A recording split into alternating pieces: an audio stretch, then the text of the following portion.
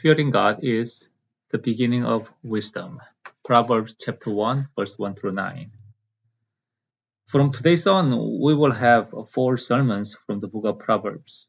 And through these sermons, we will know more about wisdom, specifically the wisdom that Bible says.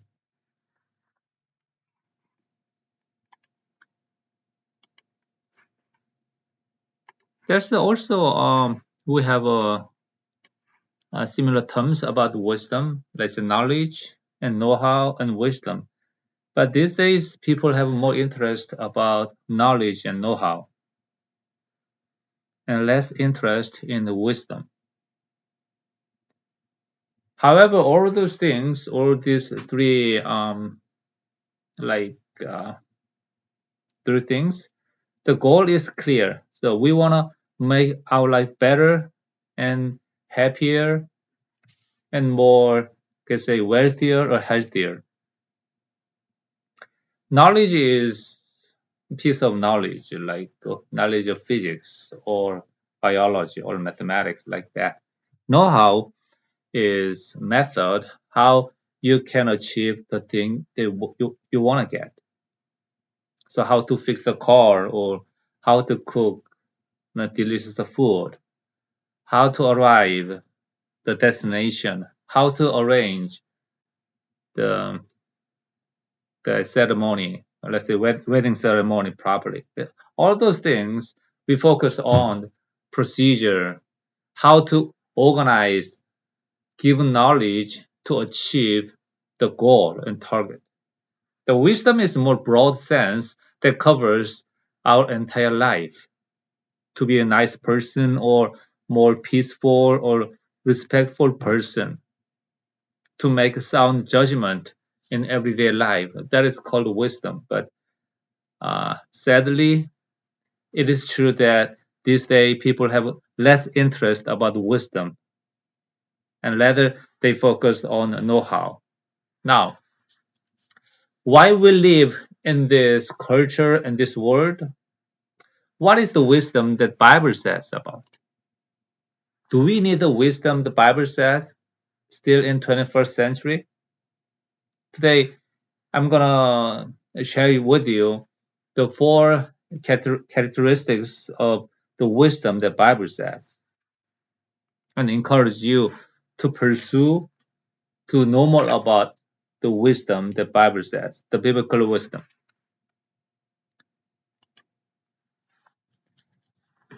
Yeah, this is the first verse of Proverbs chapter 1, very beginning. And as you read these verses here, you can see the wisdom is moral instruction.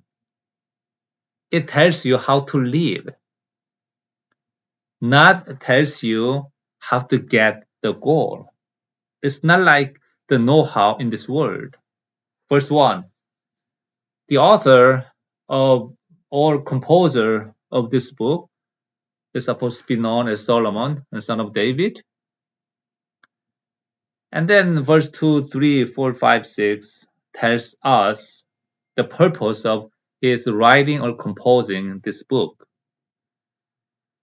To learn wisdom and moral instruction and to discern wise counsel. If you look at closely here, wisdom and moral instruction and wise counsel, the similar terms, similar words, and basically these are synonyms of wisdom. So in the Bible, wisdom is known or said moral instruction. It tells you how to live, how to make sound judgment, especially verse 3 clarify that in righteousness, in justice, and in equity. Here, ironically, the people want wisdom to get rich, to be wealthy, right? To be successful in this world. But here, it doesn't say any result as they follow this way. Instead, the wisdom in the Bible focuses characteristics or like how they live or wise decisions in their life. It should be righteous and just and upright. So we can compare it, apparently say this way. The word per se, their wisdom, know-how, focus on how to get the goal. But the biblical wisdom focus on how to live in righteousness. Now, as you see, if you want to know about God's wisdom in the Bible, if you too much focus on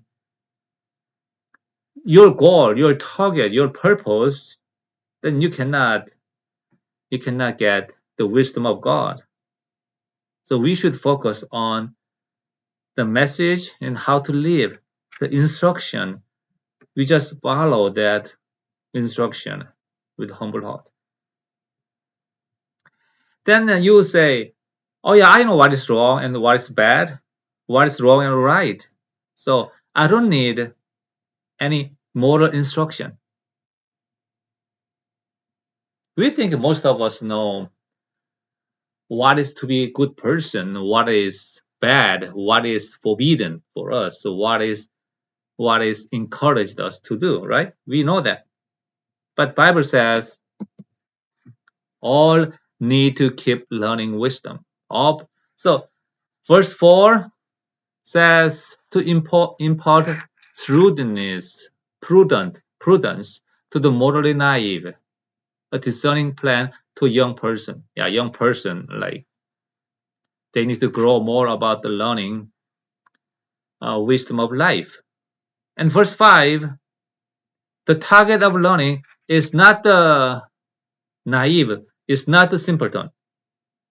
Let the wise, let the man of wisdom also hear and again gain instruction. So let the discerning acquire guidance. So, okay, now you know what is the good, what is the bad. You know the direction. Then you should know, you should put instruction into practice, your life. You should live that way. So verse 5 encourages the wise live out what they learn from the Bible. And then verse 6 is encourage, grow up, next level of understanding, next level of wisdom. What is it? To discern the meaning of proverb and parable, the sayings of the wise and their readers. It is mystery. It is hidden. In ancient world and their worldview, the highest knowledge is divine knowledge. That is how they understood. So the goal of their learning and wisdom,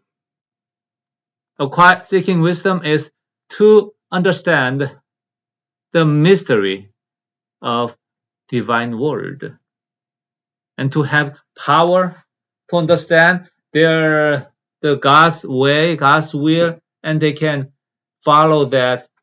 They can obey that direction.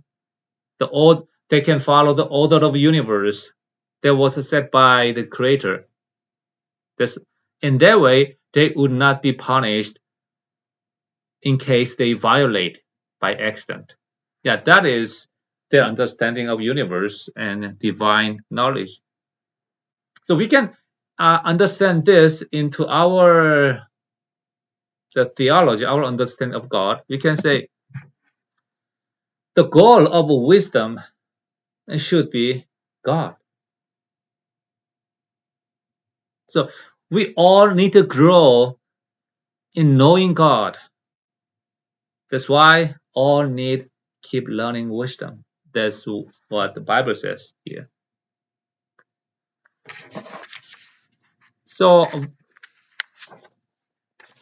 why does God matter? You can say why does God matter in our moral instruction? Why does God matter when we live righteous and just? Because God is the judge. He is the creator. That's why we should know about God's will and His wisdom. And verse 7 is the key statement of the whole book of Proverbs. I hope you guys memorize this. Fearing the Lord is the beginning of discernment, but fools have despised wisdom and moral instruction. Now, do you think you know God? Do you think you have God knowledge of God? Then do you revere the Lord? Do you fear God in some point? Because of the Lord, because of God's words, do you restrain some sort of desire, or like you just hold some word in your mouth and not speak out?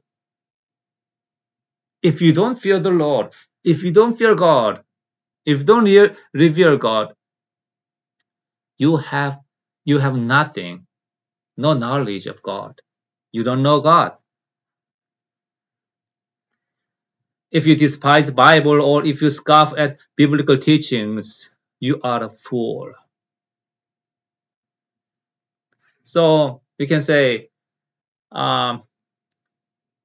antithesis of fearing the Lord is a stubbornness, unwillingness to learn, saying, "Oh yeah, I know everything. I don't need God's advice. I'm doing fine.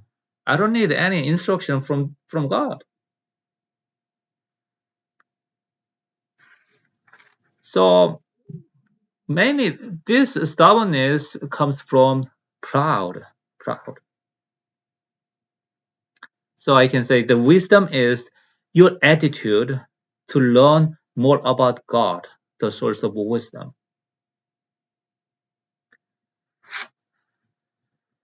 And one more thing I want to address today is you should learn the wisdom through instruction,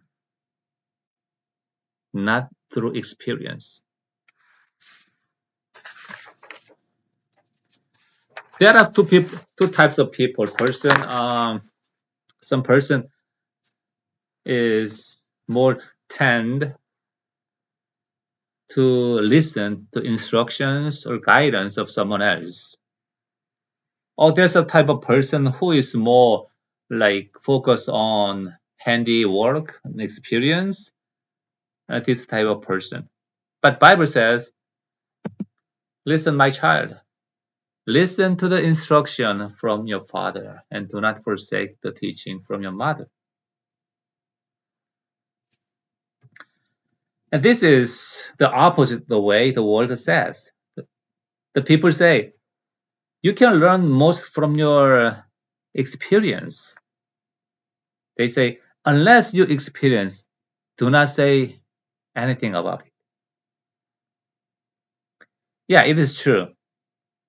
The knowledge from your experience is concrete and clear most of the time.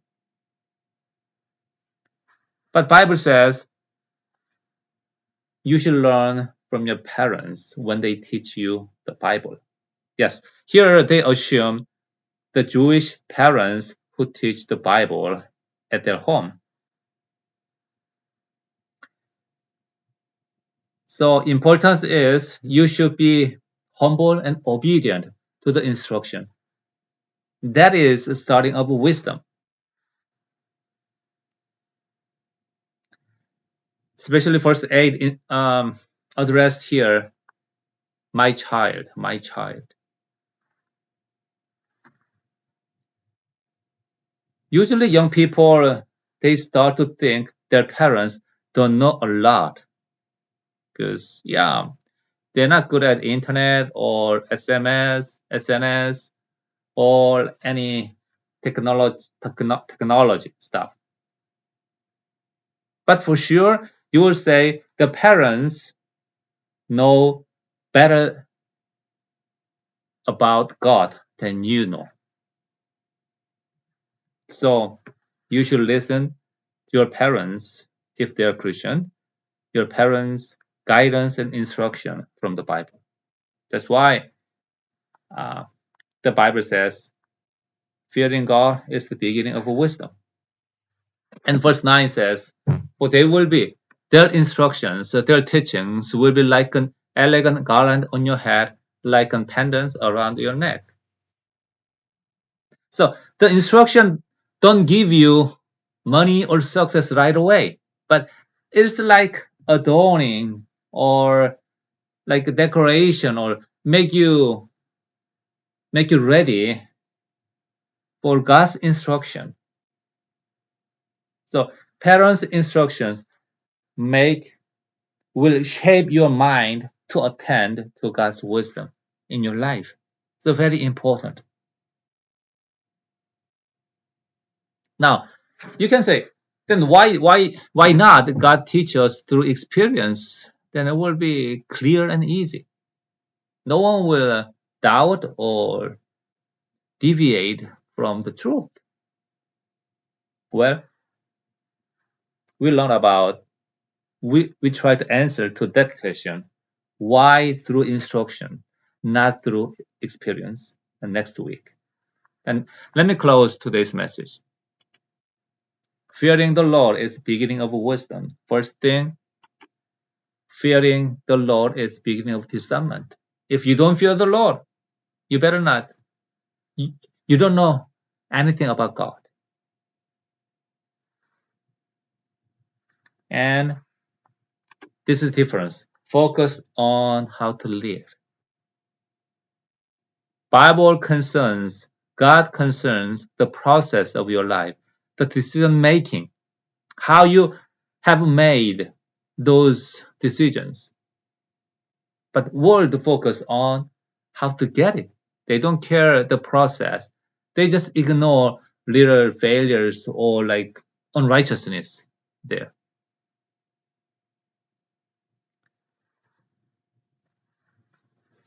And remember, you should keep growing in wisdom up to God.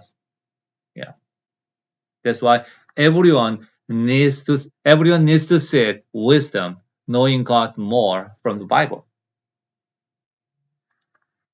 And remember, you are supposed to learn through accepting instruction,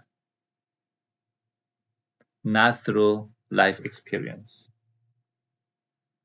That's why God says, listen to the instruction from your father.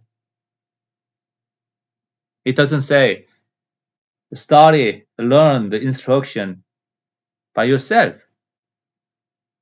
You should admit authority of God and also teacher of Bible, the father or pastor whom God has given to you.